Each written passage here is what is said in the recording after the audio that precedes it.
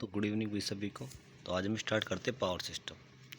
देखो power system में होता क्या है, एक बार हम देख लेते हैं। जैसे कि हम बात कर रहे हैं, देखो यहाँ पे होता है जनरेशन, सबसे पहला होता है जनरेशन, फिर होता है ट्रांसमिशन, फिर होता है डिस्ट्रीब्यूशन, फिर होता है यूटिलाइजेशन। तो जनरेशन का मतलब क्या होता है, आपको सप्लाई बनानी पड़ती है। जैसे मैं बोलूँ भी, सीधा सा एग्जाम्पल बता रहा हूँ। जैसे कोटा में सप्लाई बनी, आपके घरों में आ गई, ठीक है। तो आपके घर के बाहर या गांव में एक जीएसएस लगा होगा, ठीक है। तो सप्लाई बनी, उसे बोलते हैं जनरेशन। आपने भेजा होगा, पोल्स वगैरह उपयोग कर लिए, आपने इंसुलेटर वगैरह लगा दिए, उन्हें बोलते हैं ट्रांसमिशन। बात करते हैं डिस्ट्रीब्यूशन। डिस्ट्रीब्यूशन का मतलब क्या होता है, गांव में आपके पास जीएसएस होगा, तो वहाँ से क्या आती है अपने घरों में सप्लाई। तो घर के बाहर भी एक ट्रांसफार्मर लगा होता है पोल्स पे, ठीक है। तो उसे बोलते हैं डिस्ट्रीब्यूशन। तो एक हो गया जनरेशन, जहाँ सप्लाई बनाई जाती है, ट्रांसमिशन भेजा जाता है, डिस्ट्रीब्यूशन जो अपने घरों में सप्लाई आ गई। अब देखो घरों में सप्लाई आ गई, उसके बाद आपने क्या कर लिया, उपयोग कर लिया, उसे बोलते हैं यूटिलाइजेशन। फिर होता है स्विच गियर एंड प्रोटेक्शन। फिर आप उपयोग करने के लिए वहाँ पे एमसी वगैरह लगाते हो, प्रोटेक्शन के लिए सर्किट ब्रेकर वगैरह लगाते हो। तो स्विच गियर एंड प्रोटेक्शन। बात करते हैं एस्टिमेटिंग एंड कॉस्टिंग।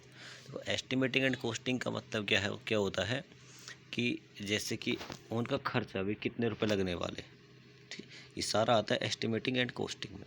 मेरे अकॉर्डिंग एक ही सब्जेक्ट है पावर सिस्टम, लेकिन आपके अंदर अलग अलग बुक दे रखी है। जैसे कि एक सेक्टर है ना, जैसे कि आपने ये पढ़ा होगा फर्स्ट थर्ड सेमेस्टर में, जनरेशन, फिर आता है ट्रांसमिशन, फिर आता है डिस्ट्रीब्यूशन, ठीक है। तो अब वाले में रहेगा अपने पास ट्रांसमिशन और डिस्ट्रीब्यूशन, अगले सेमेस्टर में इनको पढ़ोगे भी आप, ठीक है। तो बात करते हैं जनरेशन की। तो देखो जनरेशन जो की जाती है 11 kV पर की जाती है। दो प्रकार से करते हैं भी, थर्मल, हाइड्रो, न्यूक्लियर, आपने पढ़ा होगा अच्छे से इनके बारे में। बात करते हैं ट्रांसमिशन की। ट्रांसमिशन जो किया जाता है 3 फेज 3 वायर सिस्टम, 33, 66, 132, 220, 400, 765, ये याद रखना भी वोल्टेज है इंडिया में। 3 फेज 3 वायर सिस्टम। जबकि डिस्ट्रीब्यूशन में जो होता है 3 फेज 4 वायर सिस्टम होता है, डेल्टा स्टार कनेक्शन होता है, रिंग मेन डिस्ट्रीब्यूशन होता है। बस इतना से याद रखना है। आगे बढ़ते हैं, सबसे इम्पोर्टेंट भी सिंगल लाइन डायग्राम। तो देखो, तो सिंगल लाइन डायग्राम को एक बार अच्छे समझते हैं, ठीक है। देखो इसको इधर कर लेते हैं थोड़ा सा, कहाँ भेजें इसको, कहाँ भेजें, चलो यहीं कर देते हैं, ठीक है। तो देखो भी, देखो होता क्या है, 11 kV पे जनरेशन करते हो, देखो दिखा देते, हाँ ये रहा भी। देखो जनरेशन जो की जाती है 11 kV पर, 11 kV को हम कन्वर्ट करते हैं ट्रांसफार्मर की सहायता से हाई वोल्टेज में। अब आप बोलोगे सर क्यों करते हैं, तो इसके फ़ायदे हैं, अभी आगे हम देखें, ठीक है। कितना हो सकता है, 66 kV, 220 और 400। बात करें सेकेंडरी ट्रांसमिशन, तो सेकेंडरी में क्या होता है, हम जो 132 को कन्वर्ट करते हैं 33 kV में। तो आपसे ये वाले दोनों वोल्टेज पूछ सकता है, इम्पोर्टेंट है अभी, कि प्राइमरी ट्रांसमिशन वोल्टेज कितनी होती है और सेकेंडरी ट्रांसमिशन वोल्टेज कितनी होती है। तो प्राइमरी होती है 11/132, सेकेंडरी होती है 132/33, मतलब कन्वर्ट करता है। आप भी जानते हुए ट्रांसफार्मर क्या करता है, तो ट्रांसफार्मर जो करता है वोल्टेज को कन्वर्ट करता है, करंट को कन्वर्ट करता है एक लेवल से दूसरे लेवल में, ठीक है। बात करते हैं, देखो इसके बाद क्या होगा, आपने जीएसएस से सप्लाई बनाई, उसको भेज दिया, तो आपकी डिस्ट्रिक्ट में एक सब स्टेशन लगा होगा जो क्या करता है 33 kV को 11 kV में। फिर देखो भी भैया, गांव की बात कर लें, गांव में 33 kV को 11 kV में। उसके बाद देखो, अब 11 kV का आप घरों में तो उपयोग नहीं करते, तो उसको कन्वर्ट करना पड़ता है, वोल्टेज को कम करना पड़ता है, तो वो हम कन्वर्ट करते हैं 415 अगर 3 फेज है तो, अगर सिंगल फेज है तो 230 वोल्ट, बस, ठीक है। तो देखो ये वाली पूरी प्रोसेस होती है गांव के जीएसएस में। उसके बाद घर के बाहर एक ट्रांसफार्मर लगा होता है, जिसे आप डीपी बोलते हो कई बार, डायरेक्ट पावर। तो वो उसमें जो किया जाता है 11 kV को 415 में या फिर 230 वोल्ट। उसके बाद देखो आप घरों में उपयोग कर ले तो डोमेस्टिक एंड कमर्शियल वगैरह, ठीक है। तो यहाँ से याद क्या रखना है, प्राइमरी ट्रांसमिशन वोल्टेज कितनी होती है, सेकेंडरी। तो प्राइमरी होती है 11/132, 132 से 33, 33 से 11, 11 से 415, 220, बस इतना याद रखना है। बात करते हैं क्लासिफिकेशन ऑफ ट्रांसमिशन सिस्टम। तो देखो एक होता है डीसी डिस्ट्रीब्यूशन। अब देखो डीसी में 2 वायर सिस्टम, बस मिड पॉइंट क्या कर देंगे, अर्थ, और 3 फेज अगला वाला। देखो नाम से है ना, मैं सारे याद करवा दूंगा भैया आपको, ठीक है। बात करते हैं single phase 2 wire system, single phase 2 wire system with mid point earth, single phase 3 wire system with mid point earth. इसके बाद देखो भी 2 phase 3 wire, 2 phase 4 wire, 3 phase 3 wire, 3 phase 4 wire, ठीक है, ये भी याद रखना है। तो देखो सबसे पहले डीसी 2 वायर सिस्टम, देखो एक वायर ये रहा, एक वायर ये रहा, 2 वायर सिस्टम, डीसी सप्लाई है प्लस माइनस। इसके बाद देखो डीसी 2 वायर सिस्टम और मिड पॉइंट क्या कर दिया आपने, अर्थ कर दिया, बस काम खत्म। तो डीसी 3 वायर सिस्टम, तो आपने न्यूट्रल का और उपयोग कर लिया, 1 2 3, 3 वायर हो गए, बस इतना सा। अब सिंगल फेज की बात करते हैं, आपके पास सप्लाई कौन सी आ जाएगी, एसी। तो देखो 2 वायर सिस्टम, प्लस और माइनस, मतलब फेज और न्यूट्रल, प्लस माइनस तो डीसी में होते हैं ना। तो फेज हो गया, न्यूट्रल हो गया, एक अलग से अर्थिंग का वायर लगा दिया, तो 3 वायर सिस्टम हो गया। देखो मिड पॉइंट क्या हो गया, अर्थ। अब देखो इसको ही हम उपयोग कर लेंगे, तो कौन सा बन जाएगा, single phase 3 wire system, mid point earth, बस इतना सा करना था। और 2 फेज 3 वायर सिस्टम, तो देखो 2 फेज ये रहे और 3 वायर, आप जो न्यूट्रल का और उपयोग कर लोगे, तो 1 वायर, 2 वायर और 3 वायर। मैंने केवल नाम से सारे याद हो जाएंगे। इस वाले में देख लो 2 फेज 4 वायर, तो देखो 1 2 2 यहाँ से निकाल दिए भैया, ठीक है। तो आपके पास कितने वायर हो गए, 4 वायर, ठीक है। या फिर ऐसा समझ सकते हो, एक तो ये रहा 1 2 3 और न्यूट्रल हो 4, 3 फेज 3 वायर, तो देखो 3 फेज आर वाई भी। अब 3 फेज 4 वायर वाले सिस्टम में क्या हो जाएगा, 3 फेज 3 वायर, 3 फेज 4 वायर में हम न्यूट्रल का उपयोग कर लेंगे, बस इतना सा याद रखना है, ठीक है, बस इतना सा। इसके बाद देखो भी वोल्टेज रेगुलेशन। तो वोल्टेज रेगुलेशन का मतलब क्या है, पहले बात करते हैं एफिशिएंसी। तो एफिशिएंसी क्या होती है भाई, देखो इस सबको पता है भाई, आउटपुट पावर व इनपुट पावर का अनुपात ये कहलाती है एफिशिएंसी। तो देखो जनरेटिंग स्टेशन था, सेंडिंग एंड और ये रिसीविंग एंड। मान लो कोटा सप्लाई आपने भेजी, तो वो सेंडिंग एंड, अलवर में आपने प्राप्त कर ली रिसीविंग एंड। तो देखो 2 प्रकार की पावर होती है, active power, reactive power, active power, reactive.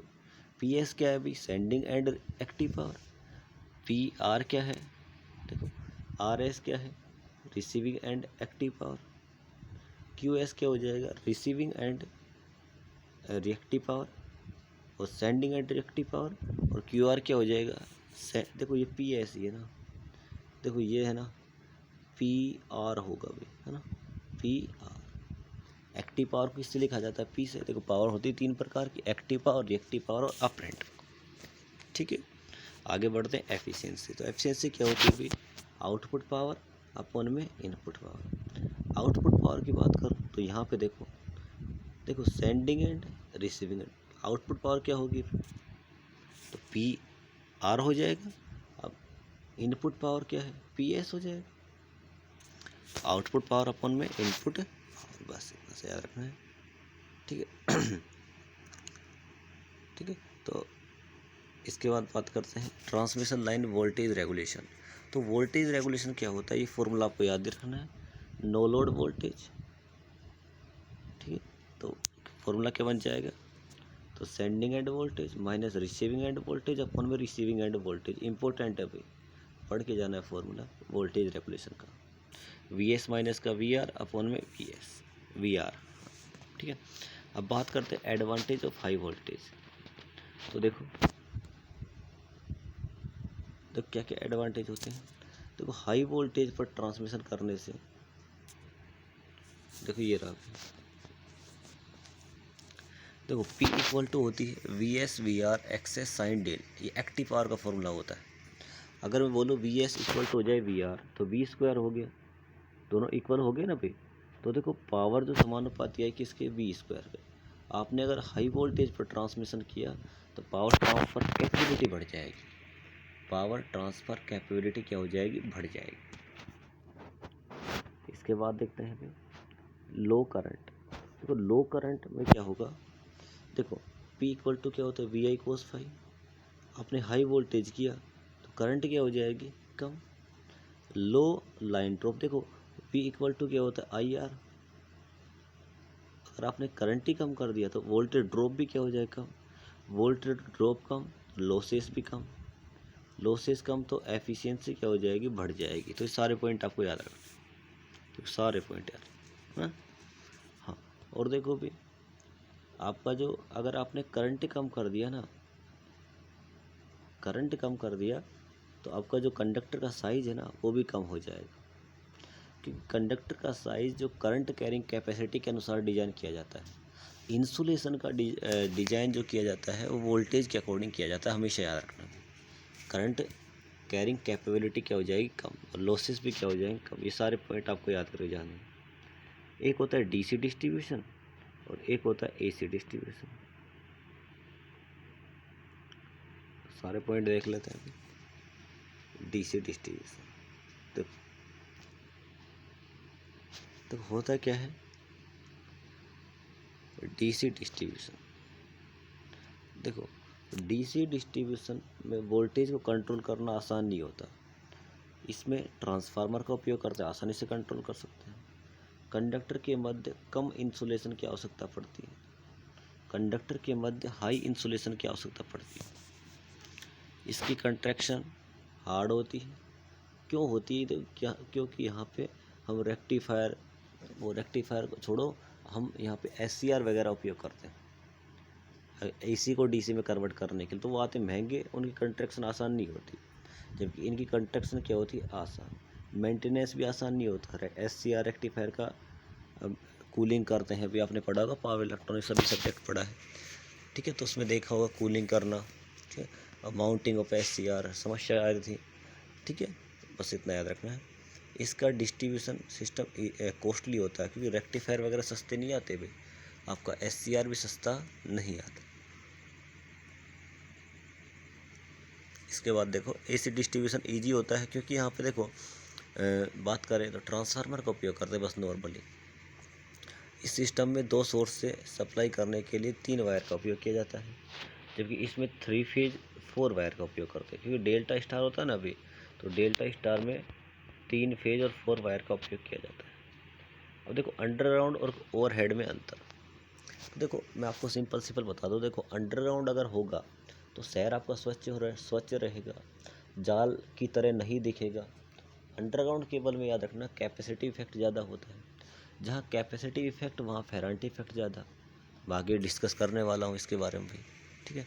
Ferranti effect ज़्यादा, जहाँ फेरांटी इफेक्ट ज़्यादा, लॉसेस ज़्यादा।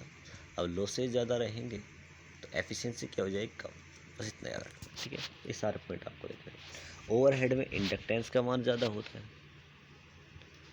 कैपेसिटेंस का, देखो ओवरहेड में इंडक्टेंस का मान ज़्यादा होता है। देखो ये रहा, ओवरहेड में इंडक्टेंस का, कैपेसिटेंस का मान कम होता है। फेरांटी इफेक्ट का मान क्या होता है, कम। देखिए यहाँ पे फेरांटी इफेक्ट क्या होता है, ज़्यादा। तो याद रखना फेरांटी इफेक्ट का सीधा संबंध है कैपेसिटेंस से, जहाँ कैपेसिटेंस का मान ज़्यादा। ये क्यों होता है, देखो C इक्वल टू होता है EA/D।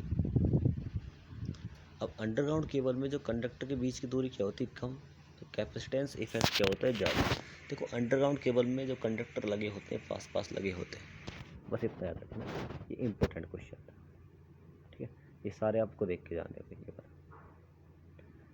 बात करते हैं second chapter, performance of transmission line. तो देखो परफॉर्मेंस ऑफ ट्रांसमिशन लाइन में देखो पहला, देखो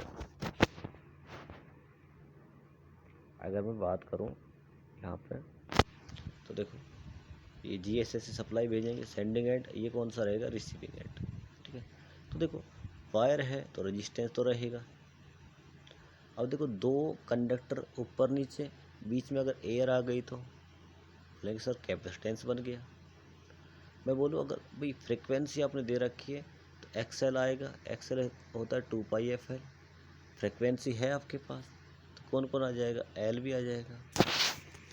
तो कौन कौन से हो गए, आर एल सी और जी। जी का मतलब होता है रेजिस्टेंस का उल्टा। देखो ये दो पैरामीटर होते हैं, ये सीरीज में लगे होते हैं, नीचे वाले किस में होते हैं, पैरेलल में। और याद रखना ये कैसे होते हैं, डिस्ट्रीब्यूटेड होते हैं। अब ये डिस्ट्रीब्यूटेड क्यों क्यों होते हैं, कैसे होते हैं, ये आपको याद रखने की आवश्यकता नहीं है। आपको इतना याद रखना है ये कैसे होते हैं, पैरामीटर सारे डिस्ट्रीब्यूटेड हो सकते हैं, ऑब्जेक्टिव में आ सकता है बस एक नंबर में कि ट्रांसमिशन लाइन के पैरामीटर किस में होते हैं, डिस्ट्रीब्यूटेड होते हैं। तो रेजिस्टेंस को निकालने का तो भाई देखो आपको सबको पता है, R equal to rho L upon A, R equal to rho L upon में ए, बस इतना सा लिख के आना है आपको। तो ये पूरा थ्योरी पढ़ जाए। रेजिस्टेंस के बारे में तो आपको पता ही होगा भाई। देखो धारा के मार्ग, बाधा उत्पन्न करता, आर समानुपाती एल, ये सारी बातें। देखो बात करता हूँ मैं इंडक्टेंस की। तो इंडक्टेंस दो प्रकार का होता है, एक तो इंटरनल और एक होता है एक्सटर्नल। ठीक है, मेरे को निकालना है इंटरनल। तो इंटरनल निकालने के लिए आपको ये डेरिवेशन करनी पड़ेगी, ये वाली। ये रहा कोई, ऐसे मान लो ये कंडक्टर है, उसका ये अंदर वाला हिस्सा मैंने काट लिया। तो अंदर वाले हिस्से की बात कर रहा हूँ।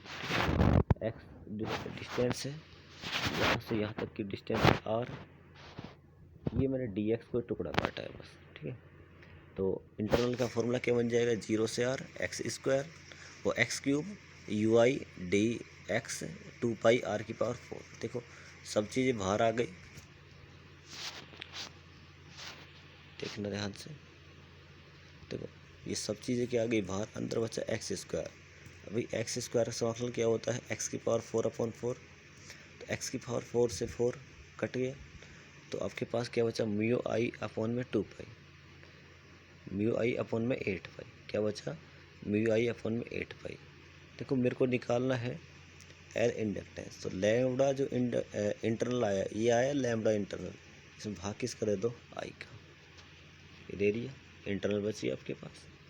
और देखो म्यू जो होता है वो होता है म्यू नोट और म्यू आर। म्यू नोट का मान कितना होता है, 4π × 10⁻⁷। म्यू आर का मान होता है 1, 8π का भाग दे दो, तो क्या आएगा, 1/2 × 10⁻⁷ हेनरी पर मीटर। याद रखना इंटरनल इंडक्टेंस रेजिस्टेंस के ऊपर डिपेंड नहीं करता है। देखो ये मैंने लिखवा कर रखा है कि इंटरनल इंडक्टेंस रेडियस के ऊपर डिपेंड नहीं करता, ना रेजिस्टेंस के ऊपर डिपेंड करना, ना इंडक्टेंस पर। एक कांस्टेंट वैल्यू आती है, कितनी आती है, 1/2 = 10⁻⁷। अब निकालते हैं एक्सटर्नल में। तो एक्सटर्नल का ये वाला फॉर्मूला आपको याद रखना है। ठीक है, ऐसे कैसे, ठीक है, सीधा याद रखना है। ठीक है, ये लैम्बडा आया, लैम्बडा में किसका भाग दे दोगे, आई का, क्या निकल जाएगा, एल एक्सटर्नल। दोनों को ऐड करना है। तो ये वाला कितना आया, म्यू अपॉन में 8π, ये वाला कितना आया, म्यू अपॉन में 2π। तो ये रहा ना, एक बार देखना नोट्स में मिल जाएगा आपको। ठीक है, दोनों को ऐड करोगे, ऐड करने के बाद लास्ट में जाके आपके पास आएगा ये वाला भी। ठीक है, तो देखो एक सेकेंड, तो दोनों को ऐड कर दिया आपने। देखो एल इंटरनल ये रहा अभी, और ये रहा, दोनों में से म्यू अपॉन 2π कॉमन ले लिया, तो यहाँ बचा 1/4 और यहाँ बचा L N D upon R. ठीक है, तो म्यू नोट और म्यू आर का मैंने मान रख दिया, 1 + 4/dr। देखो ये वाला, देखो इसका जो मान होता है, मैंने दोनों तरफ देखो 1/4 को हम 1/4 log e की पावर ये लिख सकते हैं। ठीक है, तो मैंने रखने के बाद ये बच गया आपके पास, ये वाला ये आ गया 1/4/4। तो दोनों को देखो, log में जो होता है log m + n, log m/n हो जाता है। ठीक है, तो वही हो गया e की पावर 1/4। देखो ऊपर प्लस में, नीचे जाएगा तो हो जाएगा ये e की पावर 1/4 माइनस में। तो e की पावर माइनस का 1/4 और r, इसका मान आता है 0.7788, जिसे हम बोलते हैं GMR, ज्योमेट्रिकल मीन रेडियस। तो आपको एक नंबर में बोल सकता है GMR का फुल फॉर्म क्या होती है, ज्योमेट्रिकल मीन रेडियस। तो जब आप मान रखते हैं तो ये जो आता है हमें म्यू नोट और म्यू आर 2 पाई इन एल एन टी अपॉन में आर डैश, क्या आता है आर डैश, और आर डैश का मान कितना है, आर डैश का मान है 0.7788 आर। बस आपको ये वाला इम्पोर्टेंट है, अभी आपसे बोल देगा कैलकुलेशन ऑफ इंडक्टेंस को समझाइए, तो इतना पूरा दोनों डेरिवेशन करके आने इंटरनल और एक्सटर्नल की। बात करते हैं कैपेसिटर। देखो कैपेसिटर क्या होता है, यहाँ से ये वाला फॉर्मूला आपको देख के जाना है, ठीक है, ये वाला ऐसे कैसे, तो इसके आने की संभावना बहुत ही कम है, इसलिए आपको बस सीधे फॉर्मूले याद करके जाना है, ठीक है। ये आ गया भाई शॉर्ट ट्रांसमिशन लाइन, ये बड़ा इंपॉर्टेंट है, ठीक है। तो देखो टाइप ऑफ ट्रांसमिशन लाइन 3 प्रकार की होती है, शॉर्ट, मीडियम और लॉन्ग। देखो कैसे याद रखोगे, शॉर्ट ट्रांसमिशन लाइन में ओनली आर और एल होता है, ये सेंडिंग एंड, ये receiving end, sending end current और रिसीविंग एंड करंट। देखो इसमें जो लेंथ होती है 80 किलोमीटर, फ्रीक्वेंसी कितना होगी 50, दोनों को मल्टीप्लाई करते हैं तो 4000। इसमें आर और एल होते हैं, चार्जिंग करंट नहीं होती, देखो चार्जिंग करंट कैपेसिटेंस की वजह से होती है, ठीक है, बस इतना याद रखना आपको। इसके बाद देखो मीडियम, तो मीडियम में देखो इसकी जो लेंथ होती है, देखो 80, 80 से 200, 200 से अधिक, तो 4000 से कितना हो जाएगा 10,000। देखो 80 को 50 से मल्टीप्लाई करो, इसको 200 को 50 से मल्टीप्लाई करोगे, 4000 से 10,000। आर व एल वह सी भी होता है, तो चार्जिंग करंट होती है लेकिन नगण्य मानते हैं इसे। इसके मॉडल हैं, ये हो जाएगा सेंडिंग एंड, ये रिसीविंग एंड, बीच में आपने देखो सेंडिंग एंड के समय सी दे दिया भाई, तो क्या बच गया सेंडिंग एंड। अब रिसीविंग एंड में चला जाएगा सी, तो क्या नाम पड़ गया रिसीविंग एंड सी मॉडल। टी मॉडल, देखो टी मॉडल में देखो बीच में आपने सी को दे दिया, इस वाले को 2 हिस्सों में बांट दिया, Z/2 और Z/2, तो टी की तरह बन गया। ये देखो अभी पाई की तरह बन गया ना, इसकी तरह बन गया पाई, तो इससे बोलेंगे C/2 और ये भी C/2। बस ये मॉडल आपको याद रखना है। लॉन्ग ट्रांसमिशन लाइन 200 से अधिक, 50 हर्ट्ज, 10,000 से ज़्यादा, आर एल सी व जी चारों होते हैं और चार्जिंग करंट उपस्थित होती है। तो इसका ये डायग्राम बस आपको याद रखना है, इतना सा आपको लिख के आना है। क्या क्या लिख के आना है, शॉर्ट 80 किलोमीटर, हाँ, और 20 kV तक होती है, ये भी याद रखना 20 kV है ना, इसमें लिख नहीं रखा, वैसे आपको याद रखना 20 kV। आगे बात करें आर और एल होता है, चार्जिंग करंट नहीं होती है, ठीक है, 4000 तक रहता है। इसके बाद देखो मीडियम, मीडियम में क्या आ जाएगा अभी 80 से 200, 20 से 100 kV, ठीक है, 4000 से 10,000 हो गया। आर एल सी तीनों चार्जिंग करंट भी उपस्थित होती है। बात करें लॉन्ग, लॉन्ग में क्या आ जाएगा आर एल सी और जी चारों हो जाएंगे, चार्जिंग करंट भी रहेगी, उस सेकंड वाले में चार्जिंग करंट रहेगी लेकिन नगण्य मानेंगे भी, ठीक है, आर एल सी और जी सारा हो गया, ठीक है, और 200 किलोमीटर से अधिक रहेगी। बस ये सारी बातें आपको याद रखनी है। बात करते हैं स्किन इफेक्ट, भाई इम्पोर्टेंट आने वाला क्वेश्चन है ना। तो देखो मैं बोलूँ सिंपल, आपने फैराडे का नियम पढ़ा होगा, जब किसी कंडक्टर में, ये कोई कंडक्टर है, मैंने चुंबकीय करंट फ्लो करवाई, तो क्या बन जाएगा चुंबकीय क्षेत्र, ठीक है, भाई ये वाला इसको कट करेगा, ये वाला इसको, ये वाला इसको। देखो जैसे जैसे दूर जाता रहेगा आपका जो फ्लक्स क्या रहता होता रहेगा कमज़ोर, यहाँ पे फ्लक्स क्या रहेगा ज़्यादा, इस वाले में देखो मैं दूसरे कलर से बना दूँ, यहाँ फ्लक्स क्या रहेगा ज़्यादा, यहाँ क्या रहेगा कम, क्योंकि देखो दूर लेके जाओगे ना भाई, जैसे जैसे चुंबक को दूर लेके तो फ्लक्स कमज़ोर हो जाता है, ठीक है। तो E = होता है NdΦ/dt। अगर मैं बात करूँ तो देखो अंदर ज़्यादा फ्लक्स कट करेगा, और E होता है Ndφ/dt। जहाँ ज़्यादा फ्लक्स कट करेगा वहाँ ज़्यादा वोल्टेज बनेगी नहीं बनेगी, तो आप बोलोगे सर बात सही है, अंदर तो क्या बनेगी ज़्यादा वोल्टेज, तो E इनसाइड क्या बनेगी ज़्यादा, और E आउटसाइड क्या बनेगी कम। अब मेरे को रखना है पावर को कांस्टेंट, तो मैं बोलूँगा देखो पावर को कांस्टेंट रखना है VI, तो पावर क्या रखनी है कांस्टेंट, देखो V व्युत्क्रमानुपाती क्या आ जाएगा 1/I, जहाँ ज़्यादा वोल्टेज वहाँ करंट क्या रहेगी कम, तो आप बोलोगे सर इनसाइड में वोल्टेज ज़्यादा थी तो करंट क्या रहेगा, कम। लेकिन आउटसाइड में वोल्टेज कम तो करंट क्या हो जाएगी, ज़्यादा। तो देखो यही सारी बातें हैं। इक्वल टू क्या होता है, एनडीफाइबाइडिटी। देखो ये रहा, पावर बढ़ाओगे करंट क्या हो जाएगी, कम। देखो पहले वाले केस में अंदर ज़्यादा फ्लक्स कट करेगा, वोल्टेज ज़्यादा, बाहर कम। लेकिन जहाँ ज़्यादा वोल्टेज वहाँ करंट क्या रहेगी, कम। और ये बात, तो देखो आपका क्रॉस सेक्शन एरिया कुछ ऐसा हो गया जैसा इसमें दिखा रखा है। देखो ये रहा आपका कंडक्टर, तो ये था पूरा, ठीक है, ये पूरा कंडक्टर था। लेकिन देखो करंट कहाँ कहाँ से फ्लो हो रही है, बाहर बाहर से। कहाँ से, बाहर। किसकी वजह से, स्किन इफेक्ट की वजह से। देखो आउटसाइड क्या है, ज़्यादा करंट, तो करंट ज़्यादा कहाँ से, बाहर, बाहर अंदर से कम। तो आपका जो करंट का डिस्ट्रीब्यूशन है कैसा हो गया, नॉन यूनिफॉर्म। कैसा हो जाएगा, नॉन यूनिफॉर्म। इसलिए इसे ही बोलते हैं स्किन इफेक्ट। क्या बोलते हैं, स्किन इफेक्ट। तो आप लिख के आओगे स्किन इफेक्ट में, थ्योरी में लिखवा रखी है, मैंने आपको समझा दिया। अंदर ज़्यादा फ्लक्स कट करेगा, ज़्यादा वोल्टेज, बाहर वोल्टेज कम। तो इसी की वजह से जो करंट रहेगी बाहर ज़्यादा, अंदर क्या रहेगी, कम। तो करंट क्या रहेगा, कहीं ज़्यादा कहीं कम। तो इसे बोलते हैं स्किन इफेक्ट। और देखो इससे होता क्या है, देखो आपने ये वाला कंडक्टर ऐसे, तो पहले पूरा क्रॉस सेक्शन एरिया था, अब मात्र ये वाला बच रहा है ना भाई, ठीक है। अगर देखो नीचे कर देता हूँ, पहले पूरा कंडक्टर, अब देखो ये वाला हिस्सा बचा, तो क्रॉस सेक्शन एरिया क्या हो गया, कम।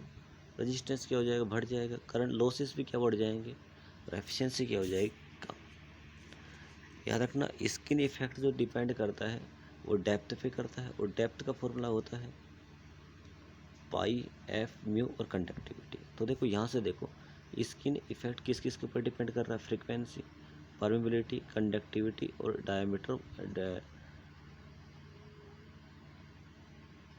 Dimension of material. Diameter of conductor है भाई, ये क्या है, डायमीटर ऑफ कंडक्टर। बस इतना याद रखना, ठीक है।